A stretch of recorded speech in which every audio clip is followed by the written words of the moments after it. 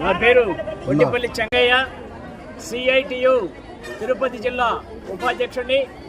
ఈరోజు దేశవ్యాప్తంగా సార్వత్రిక సమ్మెలో భాగంగా వెంకటగిరిలో ర్యాలీ సభ ఏర్పాటు చేసుకోవడం జరిగింది. ప్రధానంగా కార్మికులకు నష్టం చేసేటటువంటి లేబర్ కోడ్లని రద్దు చేయాలని చెప్పేసి డిమాండ్ చేస్తూ ఈరోజు ఇక్కడ సమ్మె దేశవ్యాప్తంగా జరుగుతోంది. అట్లాగే ప్రైవేటీకరణ ఆపాలని చెప్పేసి డిమాండ్ చేస్తూ సమ్మె జరుగుతోంది.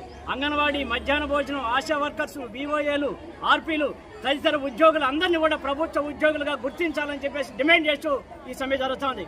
ఆశా వర్కర్స్ చూసినప్పుడు గత 20 సంవత్సరాల నుంచి ఆశా వర్కర్స్ 24 గంటలు పనిచేస్తూ ఉన్నారు. వీళ్ళకి కనీస వేతనం 26,000 ఇవ్వడం లేదు, పిఎఫ్ లేదు, ఈఎస్ఐ లేదు, అట్లాగే 6 సెలవులు లేవు.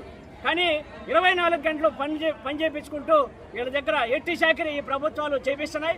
కాబట్టి ఈ సందర్భంగా డిమాండ్ చేసేదంటే ఆశా వర్కర్స్ కి, అంగన్వాడీ, మధ్యాహ్న భోజనం స్కీమ్ వర్కర్స్ అందరికీ కూడా కనీస వేతనం 26,000 రూపాయలు ఇవ్వాలని చెప్పేసి, పిఎఫ్, ఈఎస్ఐ వర్తింపు చేయాలని చెప్పేసి, లేబర్ కోడ్ కార్మికులకు నష్టం చేసేటటువంటి లేబర్ కోడ్ ని రద్దు చేయాలని చెప్పేసి ఈ సందర్భంగా డిమాండ్ చేస్తున్నాం.